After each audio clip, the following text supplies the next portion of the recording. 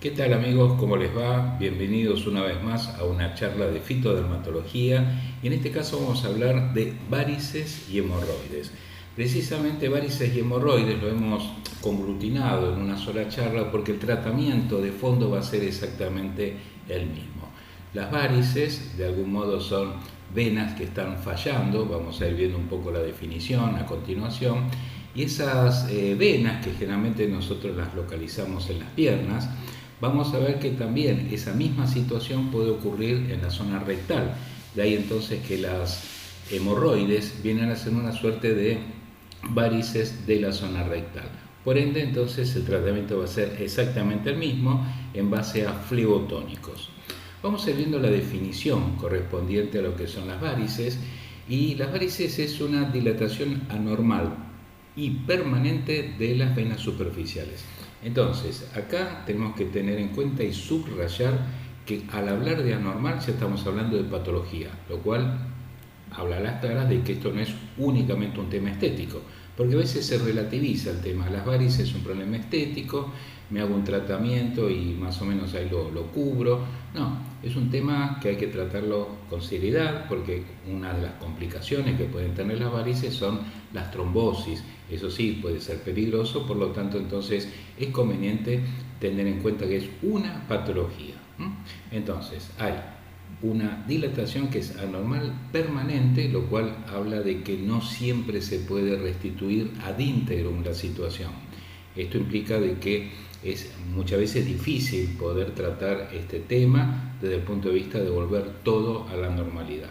No obstante, con los tratamientos flebotónicos se logran muy buenos resultados, pero siempre puede haber algunas marquitas, algunos pequeños abultamientos que pueden ser difíciles de corregir.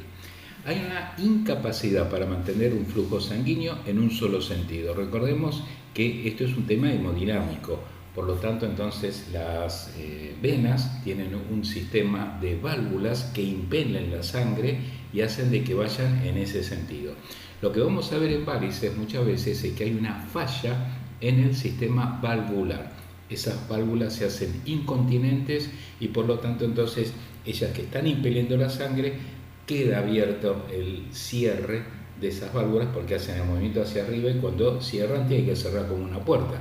Si la puerta queda entreabierta, puede pasar el viento, puede pasar la lluvia y es lo que ocurre con las varices. El flujo venoso cae, vuelve a la zona de profundidad y por eso vamos a ver las piernas abultadas, los edemas, etc. Vamos a ver entonces que las varices, la denominación más importante o más frecuente es la de insuficiencia venosa crónica. Es decir, ya es un tema crónico, un tema que dura bastante tiempo, dura años y por eso entonces el tratamiento puede ser en muchos casos bastante prolongado. Fíjense que las varices o la insuficiencia venosa crónica afecta al 20 a 30% de la población adulta, al 50% de la población de los mayores de 50 años, pero que tiene una altísima preponderancia por el sexo femenino. Hay condiciones genéticas hereditarias que seguramente tienen que ver en esta secuencia. En Argentina, 1 de cada 4 mujeres suele padecer algún grado de insuficiencia venosa crónica en algún momento de su vida. En el hombre generalmente es 1 en 10, básicamente la proporción. En este esquema, acá tenemos, por ejemplo, en lo que es el hueco poplito, ahí vemos la zona varicosa, es una de las tantas localizaciones que podemos ver, y vemos en el esquema normal, en el flujo normal, que las válvulas impelen, como les decía antes, la sangre hacia arriba, pero lógicamente si quedan entreabiertas, como sucede aquí, va a haber entonces una incontinencia, no van a poder mantener ese flujo y por ende entonces cae nuevamente la sangre y comienza el encharcamiento y el edema. Tenemos redes colectoras de todo lo que es el flujo venoso en las piernas, en los miembros inferiores. Tenemos una red superficial que es básicamente la que vemos, pero que apenas conlleva una parte de cada 10 de la circulación venosa. En cambio, hay una red profunda que no vemos, que es la que lleva 9 partes de cada 10 de esa circulación venosa. Esa red, que está compuesta por la red superficial y por la red profunda, está interconectada por un sistema conocido como venas perforantes. En este esquema, acá tenemos, por ejemplo, las piernas en la parte delantera y en la parte trasera. Vemos, por ejemplo, que las más importantes son las safenas. Las safenas, en este caso tenemos aquí dibujado, ¿no?, la vena safena mayor en color violeta. Acá tenemos la safena menor, que la tenemos en color azul en la parte dorsal. Y fíjense que en este esquema tenemos la vena perforante, que es una vena que conecta el sistema venoso profundo con el sistema venoso superficial. O sea, es una red de conexión que permite en muchos casos, y esto es lo más importante, que cuando la circulación venosa superficial no aguanta más la situación, tiene que drenar su caudal de insuficiencia al sector profundo. Es así donde el sector profundo empieza a recargarse, y es en el sector profundo muchas veces donde pueden aparecer las secuelas de esa sobrecarga permanente que pueden generar los llamados trombos, los tromboembolismos, que pueden ser peligrosos. De manera tal entonces que recordemos, lo que vemos es apenas un 10% de lo que puede suceder en la circulación venosa total. Vamos a ver las causas. Tenemos lógicamente causas hereditarias, el embarazo por una cuestión simple de sobrepeso y sobrecarga ponderal en las piernas, la obesidad por el mismo motivo, la bipedestación prolongada, gente que a veces está todo el tiempo parada, que no descansa, eso también colabora. La toma de anticonceptivos orales es un dato a tener en cuenta, especialmente en las chicas jovencitas. Antecedentes de trombosis venosa, que muchas veces suele ser un causal muy importante. La edad, si bien las varices pueden aparecer de jovencitas, pero a medida que cumplimos años, la posibilidad de que haya varices es mucho mayor. Y la insuficiencia cardíaca también puede ser otra consecuencia, porque sabemos que en insuficiencia cardíaca hay un retraso en la precarga, lo cual condiciona que haya un éxtasis venoso en lo que es la llegada de sangre a las aurículas. Si esto lo tenemos que medir un poquito en función de estadísticas, vemos que el sexo femenino por lejos es la causa más importante de lo que vemos, fundamentalmente con la aparición de varices. Tenemos los antecedentes de trombosis venosa, la edad, acá tenemos los antecedentes familiares y hereditarios, el sedentarismo. Hay factores lógicamente también desconocidos, muchas veces se relativizan algunos factores como el tabaquismo o como el alcohol, que también pueden colaborar en todo esto. Los síntomas, ¿qué vamos a ver? Primero vamos a ver una zona de abultamiento en la varicosidad que vamos a observar. Esas venas están abultadas y pierden el sentido de circulación recto, sino que se hace tortuoso. Se empieza a enrular esa vena. Hay dolor y pesadez, generalmente cuando uno va caminando ya no es un dolor tremendo, pero es un dolor de esos sordos que están permanentes, que en muchos casos requiere que la persona se aplique alguna crema analgésica, pero la pesadez, la dificultad en movilizarse también es una de las sintomatologías más importantes. Puede haber calambres nocturnos, generalmente a la noche, cuando la sangre está estancada, ahí puede haber calambres, eso es muy frecuente de observar, especialmente en las personas mayores. Los edemas, que lógicamente uno lo puede visualizar con el dedo apretado sobre la piel, dando el godet en muchos casos. Lógicamente la aparición de edema siempre tiene que también descartar otros procesos como una insuficiencia cardíaca congestiva. Hay un aumento de la tensión superficial de la piel está un poquito más tirante, está más dura, puede eso visualizarse muy frecuentemente, y sensación de calor en esa zona. Atención con esto, porque lógicamente cuando hay flebitis, la sensación de calor acompañado de dolor puede ser ya indicativo de flebitis, que es una inflamación que cursa con calor en la zona y que puede en algunos casos hasta complicar con infecciones. Tipos de varices. No es que todas las varices son iguales, hay distintos tipos. Hay tronculares, que son las que afectan básicamente a las safenas, que son las venas más importantes. Las reticulares, que están relacionadas con las otras venas, pero no son las safenas.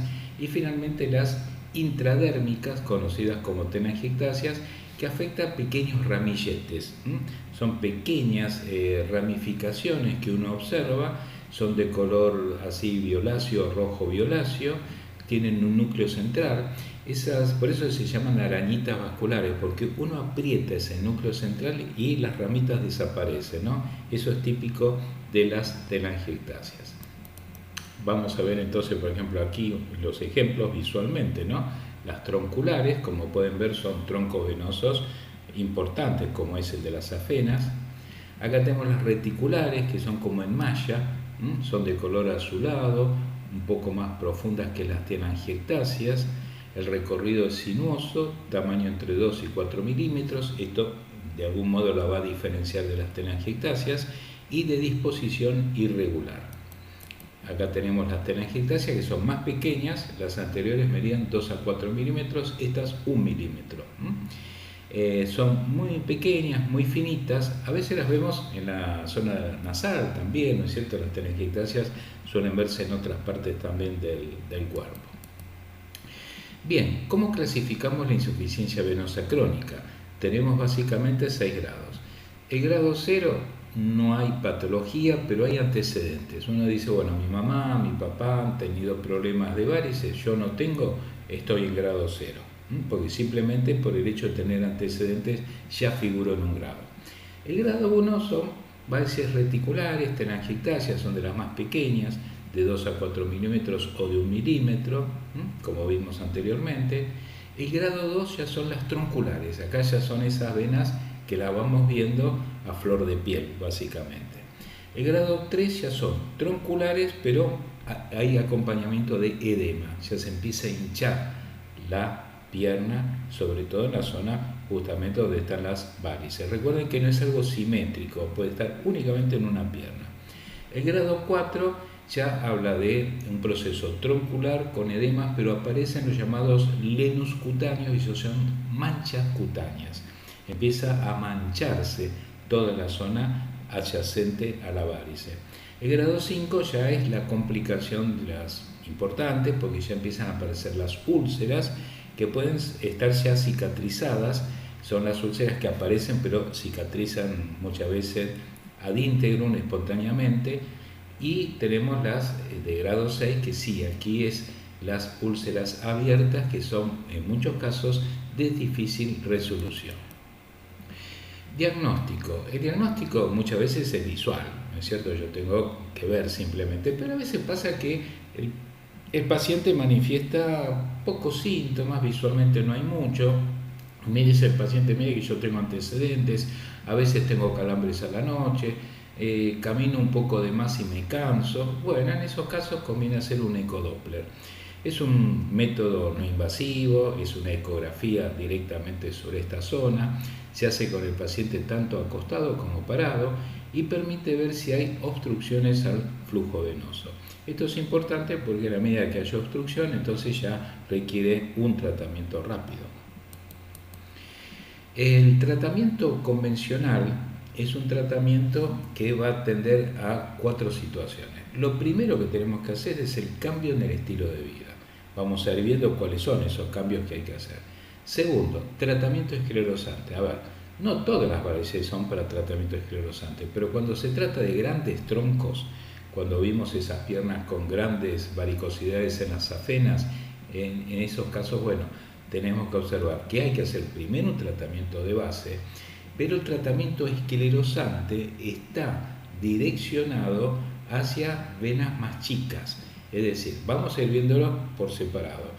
Recordemos, los grandes troncos muchas veces van a requerir cirugía, porque de algún modo no vamos a poder solucionarlo con flebotónicos ni con pomadas, vamos a tratar tampoco con esclerosantes. Las esclerosantes, como dije, se reservan a otro tipo de situación. La cirugía se va a reservar específicamente a esos grandes troncos. En cambio, el tratamiento con flegotónicos, que son el 95% son naturales, de origen vegetal, vamos a ver que tienen indicación en las varices o insuficiencia venosa crónica de grado 0, 1, 2 y en algún caso hasta el 3. El 3 es como a veces como coadyuvante. En casos de, como dijimos, 0, 1 y 2 suelen ser bastante efectivos los tratamientos flegotónicos. Cambios en el estilo de vida. Habíamos dicho, por ejemplo, acá tenemos todo tachado lo que no hay que hacer, ¿no? Por ejemplo, la toma de anticonceptivos. Lógicamente, si uno está en un tratamiento con anticonceptivos, lo va a respetar, pero sepamos que puede derivar en este tipo de situación. El tabaco, el sol, también suelen ser condicionantes que hay que tratar de evitarlos específicamente cuando estamos en verano. El verano es gran enemigo de los procesos varicosos. El tema del sedentarismo, el tema de estar mucho tiempo en tacos, eso también condiciona este tipo de situaciones. Dentro de los cambios tenemos que evitar el estreñimiento y el exceso de peso. Las personas muy constipadas retienen mucho volumen en la zona abdominal y por eso entonces eso también oficia de recarga, pero especialmente no es que haya un sobrepeso excesivo por la zona abdominal por retención de materia fecal, simplemente hay una rémora en la circulación zonal. Es como que todo se enlentece en esa zona y por lo tanto una rémora venosa va por contigüidad a trasladar el problema hacia las piernas. ¿Las piernas conviene masajearlas? Sí, especialmente cuando hay antecedentes, cada tanto hacer masajes. Está lo que se llama el drenaje linfático, que es muy útil porque cuando hay un poquito de edema, el drenaje linfático permite que los linfáticos empiecen a absorber la cantidad de líquido que pueda estar de algún modo exacerbado en la zona venosa. Ayudar al retorno venoso mientras se duerme se puede, sí, colocando a veces un almohadoncito, colocando la pierna en situación de declive y de esa manera se facilita el retorno venoso. Evitar el exceso de alcohol, también el de tabaco, evitar llevar prendas muy ajustadas. Si bien vamos a ver que en algunos casos se requieren medias elásticas de compresión, cuando hay, sobre todo las afenas están bastante abultadas, pero cuando los problemas recién inician no conviene hacer presión sobre esa zona. No tomar sol directo en las piernas, sino un factor de protección solar elevado, ¿no es cierto? El factor de protección solar, si hay que tomar sol, tiene que ser elevado para evitar justamente la vasodilatación y con ello el engravamiento o agravamiento de las telangiectasias. Y tratar de caminar rutinariamente, tampoco correr maratones, simplemente la movilidad mejora la hemodinamia en toda esa zona. Ejercicios se pueden hacer. Lo podemos hacer cuando la persona está de pie. Fíjense que uno puede ponerse en puntillas, puede caminar con los talones, puede hacer taconeo y puntillas y de esa manera el lecho vascular de la planta trabaja perfectamente porque esta zona en la planta también es importante para mejorar el retorno venoso.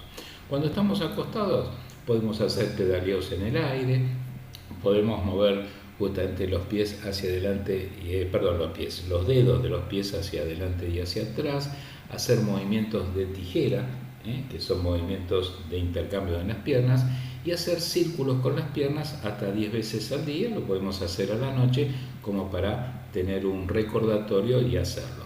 Estos ejercicios conviene hacerlo todos los días, ¿no? A veces pasa que no hay adherencia a estas cosas. Las medias compresivas pueden ser un tratamiento especialmente cuando están afectados los grandes troncos, las afenas, esas varices tronculares. Tratamiento esclerosante. El tratamiento esclerosante se inyecta una sustancia con una aguja muy finita, yoduro de sodio o el etoxisclerol. ¿Qué es lo que hace? Necrosa la vena, la cierra directamente. Se va a usar únicamente para varículas, pequeñas varicosidades, algunas telangiectasias, pero nunca en las varices tronculares. O sea, son en esos pequeños ramilletes y uno al necrosar eso desaparece el ramillete. Esa sangre que estaba acantonada ahí va a ir por el lado troncular hacia el sistema venoso profundo. Este tratamiento tiene que tener bastante expertise, es muy artesanal, porque si se hace mal puede dejar manchas y esas manchas después cuesta erradicarlas. El láser transdérmico es otra posibilidad, se usa mucho en medicina estética. Lo que se trabaja son arañas vasculares, algunas varices de reciente formación. Es un tratamiento rápido, indoloro, permite incluso también tratar algunas manchas cutáneas, no daña los tejidos, por lo tanto no va a provocar en ningún caso cicatrices. Este tratamiento de láser transdérmico se puede asociar tranquilamente a un tratamiento flebotónico. Radiofrecuencia, este es otro tratamiento muy usado en medicina estética, donde se utilizan ondas de choque, que son entre ondas eléctricas y ondas magnéticas, generan un poco de calor. En esa cuestión térmica hay una suerte, digamos, de transformación de esa energía, elevando la temperatura, y con lo cual ese calor termina cerrando el vaso. Eso se llama radiofrecuencia, no se hace todos los días, se hacen sesiones 2 veces por semana, y unas 12 o 14 sesiones muchas veces pueden ser suficientes. Lógicamente la cirugía de las grandes safenas, en este caso, son las que en muchos casos solucionan la cuestión más que nada estética. Se hace con un fleboextractor. Estas safenectomías antes dejaban grandes cicatrices, ahora ya no, se utiliza un corte en la zona por debajo de la ingle, y de esa manera entonces de esa zona se empieza a extraer.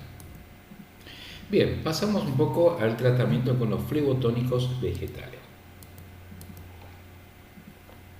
El castaño de Indias lo ponemos en primer lugar porque es quizás la planta emblemática del tratamiento de las varices. Su nombre científico es Aesculus hippocastanum. Es una planta originaria de los Balcanes.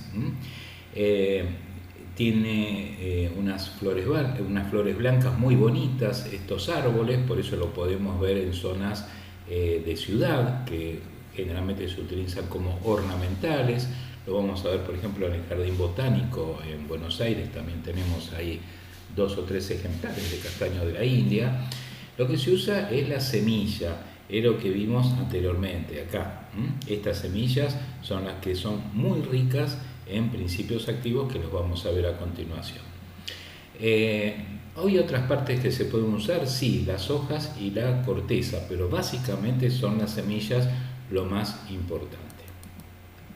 El Aesculus hippocastanum, y quizás quería hacerles una aclaración, porque uno dice, pero si es de la zona de los Balcanes, ¿por qué le dicen castaño de la India?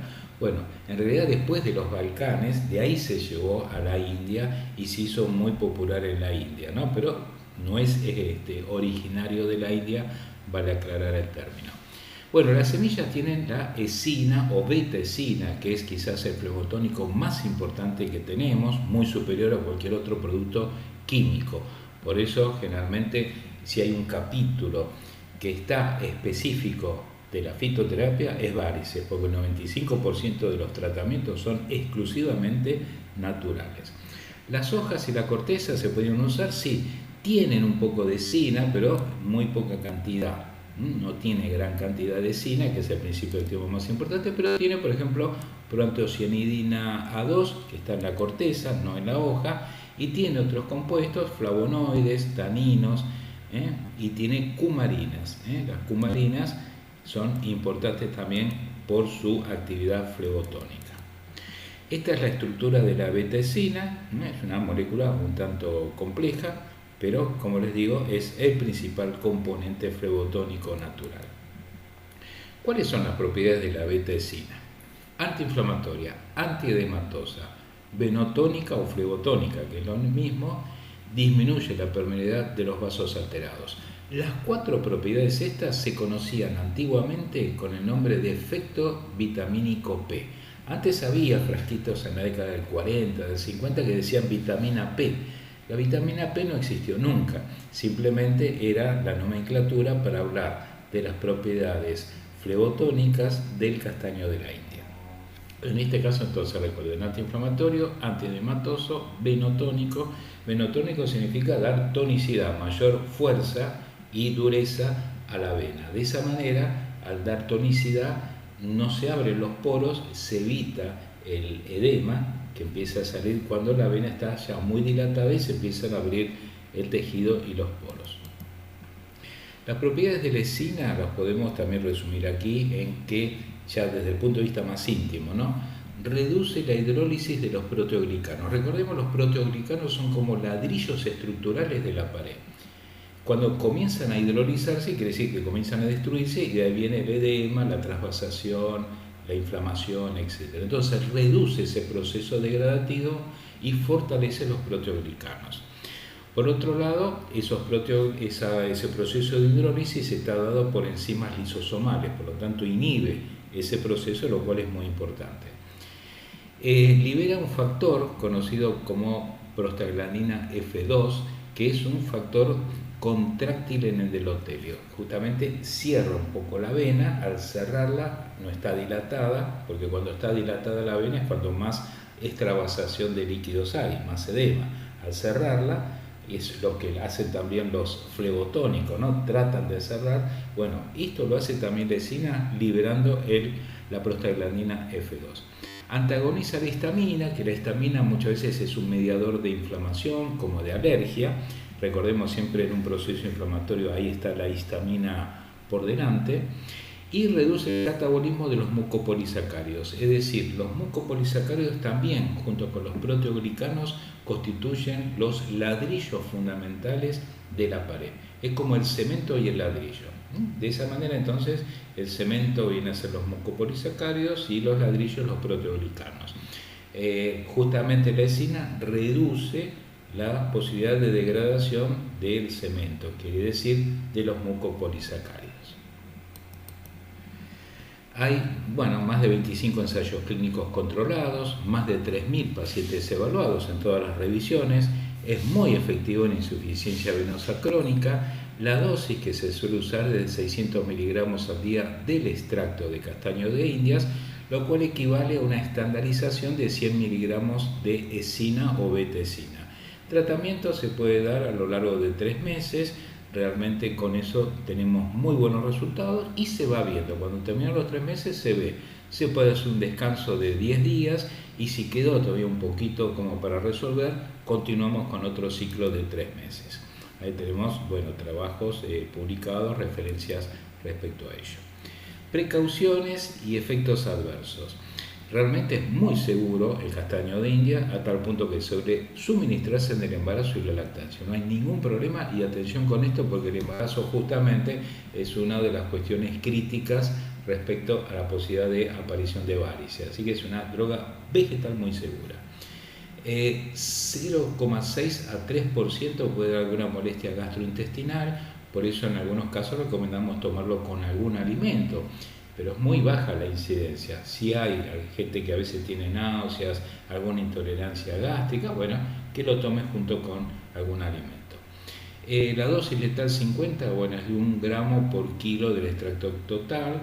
La dosis letal 50 de la escina, 100 miligramos por kilo, lo cual implica que es realmente muy, pero muy seguro el castaño de India. Otros componentes que tiene, la prontosenidina A2, es venotónica también, o sea, colabora con la betesina, aumenta la resistencia en los capilares, es antioxidante, lo cual siempre es una muy buena colaboración. Las cumarinas también son venotónicas, reducen los rayos, reducen los efectos colaterales de venodilatación que provocan los rayos ultravioletas.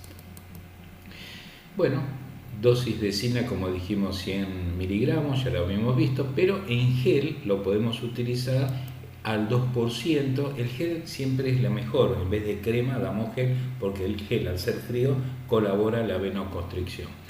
La tintura también se puede dar, podemos combinar gel con tintura, son 50 gotas, 3 a 4 veces al día en un poquito de agua. Todo depende, lógicamente, de la magnitud de la insuficiencia venosa crónica.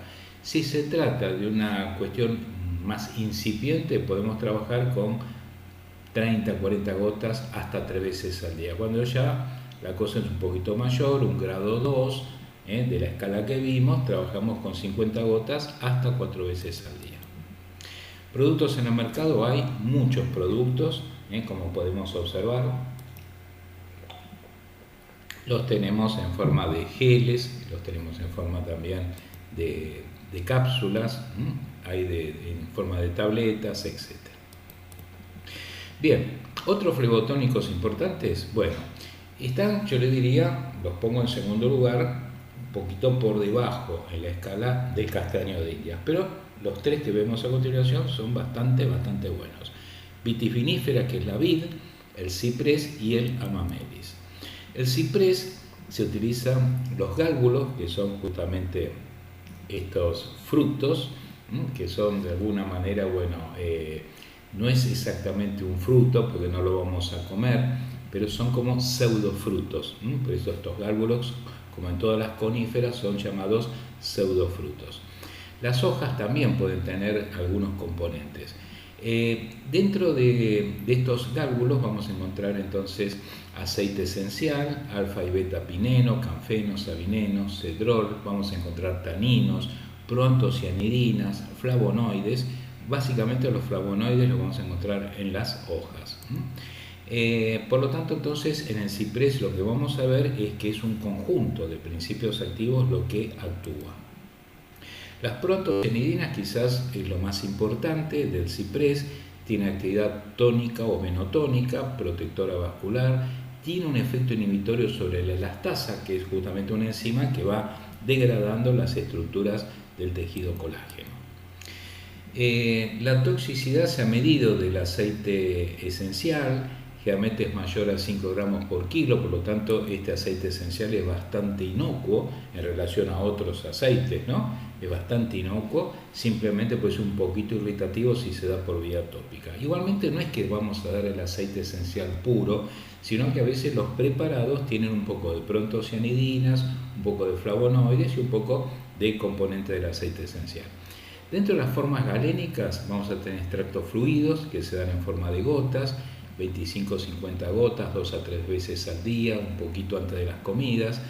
Es medio difícil conseguir el extracto fluido de ciprés, quizás es más fácil conseguir la tintura, 50 a 100 gotas hasta 3 veces al día. Se pueden hacer pomadas en base al extracto glicólico, 2 a 5%, y si no, el decocto de las hojas tienen proantocianidinas, unos 30 gramos por litro, y este decocto puede utilizarse más que nada, se recomienda mucho en medicina popular en el caso de hemorroides.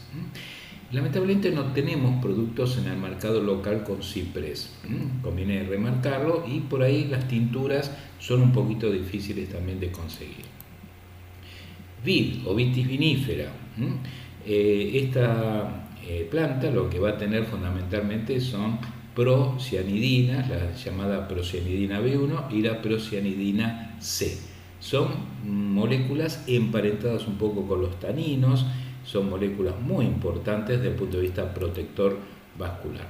Estas proantocianidinas o procianidinas, que es lo mismo, están localizadas en las semillas, en las hojas, en los ollejos, incluso hasta en la raíz, y tienen 3 funciones importantes: antioxidante, vasoactivo o venotónico y antielastasa.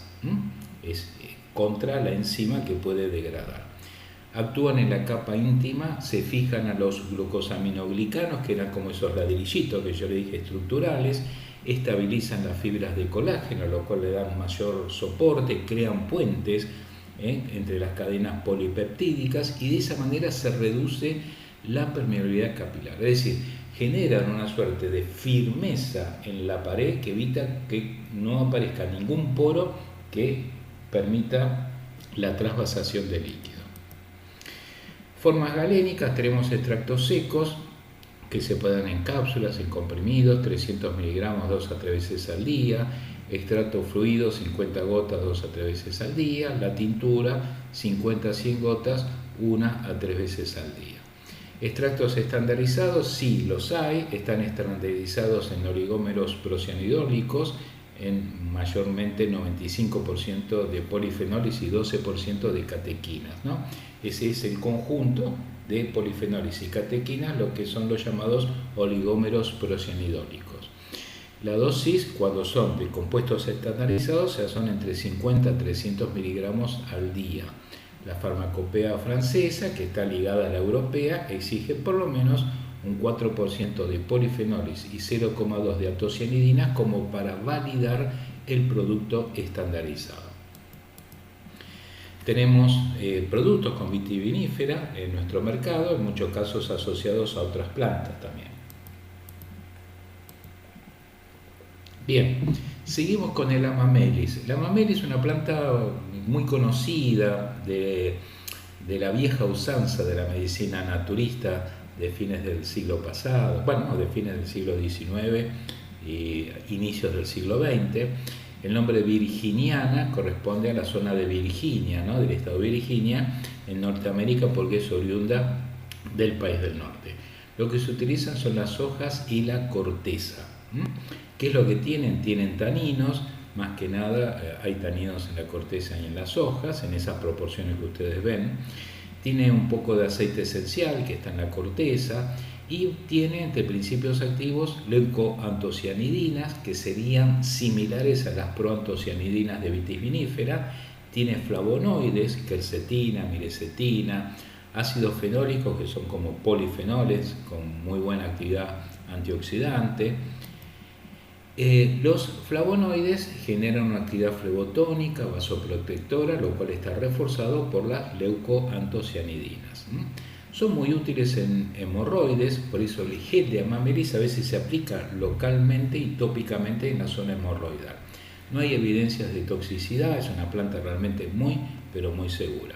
Podemos hacer extracto seco, sí, hasta 2 gramos al día, son cápsulas de 500 miligramos y se pueden dar 2 juntas en el desayuno y 2 juntas en la merienda, así tenemos los 2 gramos.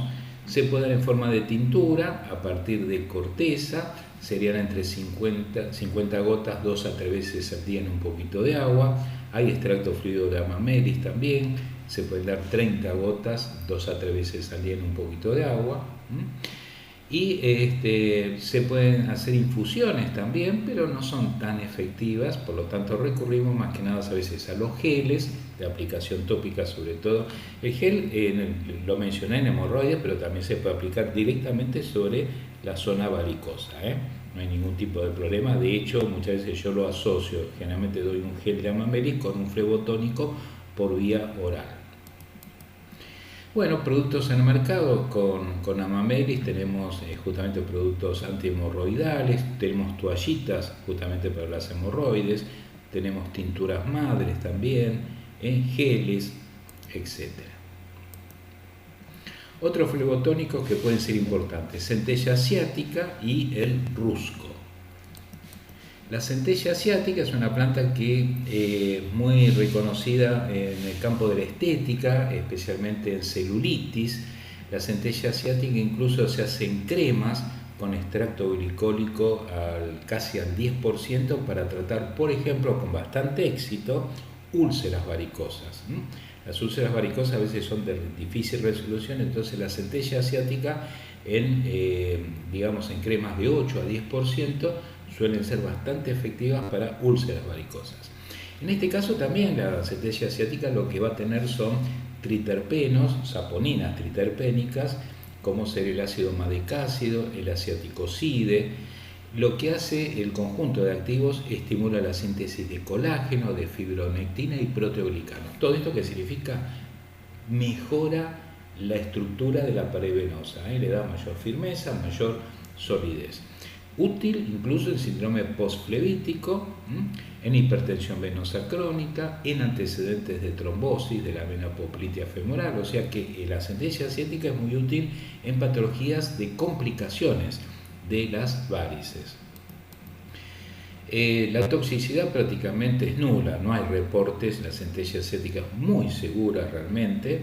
Se puede dar las hojas en infusión, lo cual vamos a encontrar hojas de centella, pero no es tan efectivo como si utilizar un extracto seco, en este caso 180 miligramos al día de la fracción triterpénica, que son esas saponinas triterpénicas que les mencioné, el ácido madecásico, por ejemplo, o el asiaticoside. Esta especie, recordemos que se usa también en celulitis, recordando que en la celulitis hay un trasfondo de mala circulación en la zona de miembros inferiores. Productos en el mercado, vamos a encontrar bastantes productos en el mercado, en algunos casos puede estar asociada a la centella asiática con algún otro flebotónico. El rusco, esta es una planta que me gusta mucho, ¿no? El rusco, porque tiene ruscogenina, un principio activo muy pero muy útil. El rusco es una planta que es originaria de las Islas Azores, se utiliza básicamente en la parte subterránea, es muy rica en una saponina conocida como ruscogenina, pero además tiene flavonoides como la rutina y la esperidina, que también tienen funciones flebotónicas. La ruscogenina tiene un mecanismo de acción bastante interesante porque actúa de manera venotónica en un mecanismo agonista sobre los receptores adrenérgicos alfa 1 y alfa 2 postsinápticos, lo cual al actuar ahí hay descarga de noradrenalina, por ende entonces hay una constricción de los vasos, es decir, ese es el efecto flebotónico, ¿no? De cierre por un efecto adrenérgico directo. En muchos casos se da en forma de geles porque el frío colabora aún más en cerrar ese vaso, de ahí entonces que sean populares los geles con ruscogenina. Hay varios estudios con el rusco, fíjense acá tenemos un estudio en ensayo clínico randomizado multicéntrico, 2.359 pacientes, donde el suministro de un extracto seco de 600 a 900 miligramos de extracto seco de rusco ha generado mejorías realmente significativas luego de 8 semanas de tratamiento. La ruscogenina incluso ha demostrado ser útil en insuficiencias venosas crónicas grado 1 y 2. Se puede combinar también con ácido ascórbico, con esperidina, dando mejores resultados esa triple combinación respecto a los hidroxirrutósidos o etilrutósidos que son derivados de la rutina. El rusco, hoy en día la ruscogenina se está investigando muchísimo en cáncer, incluso en cáncer de páncreas hay trabajos por ahora preliminares y justamente cuando uno va en búsqueda de información de rusco, hoy la mayor cantidad de información que van a encontrar es en cáncer, pero no vamos a dejar de lado los beneficios de la ruscogenina en insuficiencia venosa crónica. ¿Tenemos productos con rusco en el mercado? Sí, también tenemos productos, incluso tenemos productos que vienen con, sinergias con otros principios activos, ¿no? En algunos casos viene con un corticoide, sobre todo cuando hay zonas de flebitis y hay mucha inflamación, entonces por eso es ruscogenina con un corticoide y con cincocaína, que es como un derivado de la lidocaína, que permite calmar el dolor fundamentalmente. El meliloto es una planta que dio origen a los anticoagulantes. El meliloto, su nombre es Melilotus officinalis. ¿Qué es lo que tiene? Cumarinas, especialmente el melitócido, y flavonoides derivados de la quercetina. La acción es una acción protectora vascular, no actúa como flebotónico, es decir, no cierra la pared venosa, no hace esa constricción como hacen el resto de los productos, sino protege. También, y esto vale remarcarlo, tiene un mecanismo antiinflamatorio y actúa muy bien sobre los linfáticos. Es un gran activador de los ganglios linfáticos y por ende entonces cuando hay edema, mucho edema, recomendamos siempre agregar meliloto porque permite que los linfáticos absorban ese edema de la zona circundante. Mejora lógicamente la microcirculación. Acá tenemos un poco la escopoletina, la quercetina, que son compuestos, pero el meliloto, como les dije al inicio, del meliloto se obtuvieron los anticoagulantes, por ejemplo el dicumarol. ¿Cómo se obtuvieron? Justamente por degradación del meliloto. Esto fue un hecho en donde había un granero que estaba abandonado, donde había el meliloto es como una paja, ¿no es cierto?, que se acumula, y ahí empezaron a pastar vacas, pero ese meliloto estaba fermentado. Empezó justamente los hongos por el abandono de ese granero, empezó a fermentar ese meliloto, las vacas comieron de ese meliloto fermentado y murieron justamente de hemorragias. De ahí entonces se vio que tiene un efecto anticoagulante, por lo tanto entonces de ahí derivó la investigación y la obtención de dicumarol, que fue uno de los primeros anticoagulantes que se obtuvo, gracias a este hecho desgraciado, pobre para las vacas. El meliloto lo recomienda mucho la ESCOP, que es una de las entidades señeras de Europa que regula toda la fitoterapia en ese continente, y lo recomiendan en insuficiencia venosa crónica y sobre todo insuficiencia linfática. La Comisión E incluso lo recomienda en el tratamiento de las tromboflebitis, síndrome postrombótico, hemorroides, en éxtasis linfático, en este caso se da por vía oral, y también incluso para el tratamiento de hematomas por vía externa. El meliloto, entonces, si lo podemos dar para síndrome postrombótico, recordemos que la centella asiática también, así que ahí podemos hacer una combinación de centella con meliloto en estos casos. La toxicología es muy bien tolerado, no hay peligro de problemas de coagulación, nadie va a morir con hemorragia porque el producto anticoagulante es obtenido de la fermentación. Los productos que se venden no están fermentados, por lo tanto no hay ningún peligro. Raramente puede generar cefalea, es la única situación adversa que a veces hemos notado. Puede combinarse, como dijimos, con centella asiática o con otros flebotónicos. Se puede dar en infusión de meliloto, no es muy fácil de conseguir. Por ahí sí, tintura de meliloto. Si conseguimos tintura serían unas 40 gotas 3 veces al día en un poquito de agua. Y si no, extracto seco, siempre el extracto seco está por encima de una infusión o de una tintura. El extracto seco hasta 2 gramos diarios. Como dijimos antes, con otras especies podemos hacer cápsulas de 500 y de ahí dar hasta 3 o 4 cápsulas por día. Productos con meliloto en el mercado, ahí tenemos incluso alguno que acompaña a productos para la celulitis. Y fuentes de rutina. La rutina es un flavonoide muy utilizado en temas de varicoso. Quizás de los primeros productos flebotónicos que han aparecido en el mercado, los compuestos en base a rutina fueron quizás los más importantes. Es un flavonoide derivado de la quercetina y presenta, como dijimos, propiedades flebotónicas. Estas son un poco las 4 fuentes de una variedad de eucaliptus, conocido como Eucalyptus macrorhynchus, de Phacopyrus esculentum, que es el trigo sarraceno, de Sophora japonica y de Gruta gravionens, que es la ruda. A continuación vemos las actividades que tiene la rutina. Tiene una acción venotónica, uterotónica, esta sí no se puede dar en el embarazo, atención, antihemorrágica, antiséptica, acción emenagoga, es una acción de regulación de los ciclos menstruales, por lo tanto las acciones emenagogas también son una contraindicación para darlas en el embarazo. Tiene una acción antiespasmódica, es menor la actividad de la rutina versus la beta-escina del castaño de Indias. Yo siempre, digamos, si tengo que elegir, elijo castaño de la India porque puedo darlo en el embarazo, es superior a la rutina, así que no voy a tener ningún inconveniente en ese sentido. Pero bueno, la rutina a veces forma parte de formulaciones antivaricosas. Hay un derivado que es la troxirrutina. La troxirrutina es el único compuesto, por así decirlo, químico que encontramos en el mercado que en realidad deriva de la rutina, sería una hemisíntesis. Por ejemplo, ahí tenemos el producto, ¿no?, muy conocido, el Benorrutón, que es en base a troxirrutina, o sea, tiene un derivado directamente de la rutina. Especies de donde la vamos a obtener, bueno, les mencioné las 4 especies. La más importante es Sophora japonica, 15 a 20%.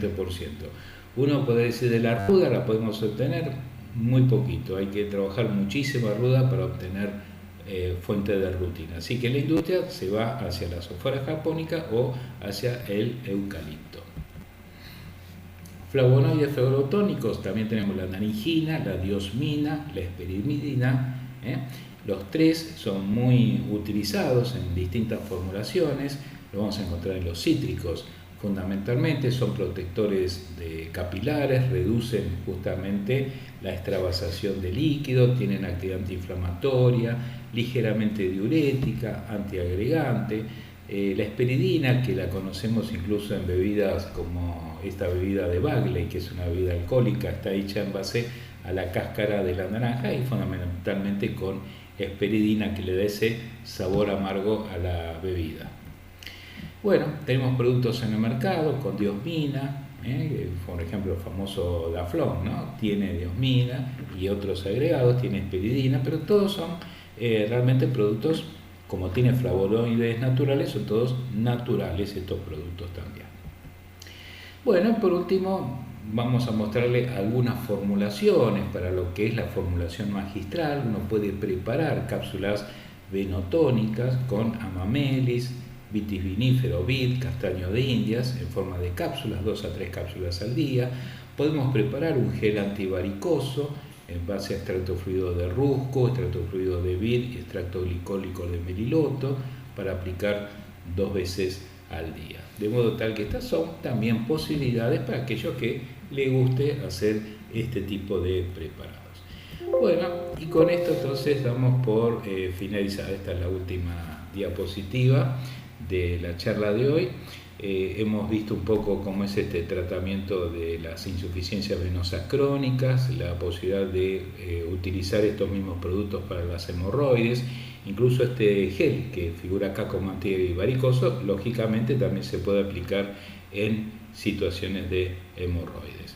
Espero que haya sido de utilidad esta charla. Espero que si hay alguna duda la puedan volcar justamente contactándose con nosotros. Muchísimas gracias y quedamos para una próxima charla más adelante. Muchas gracias.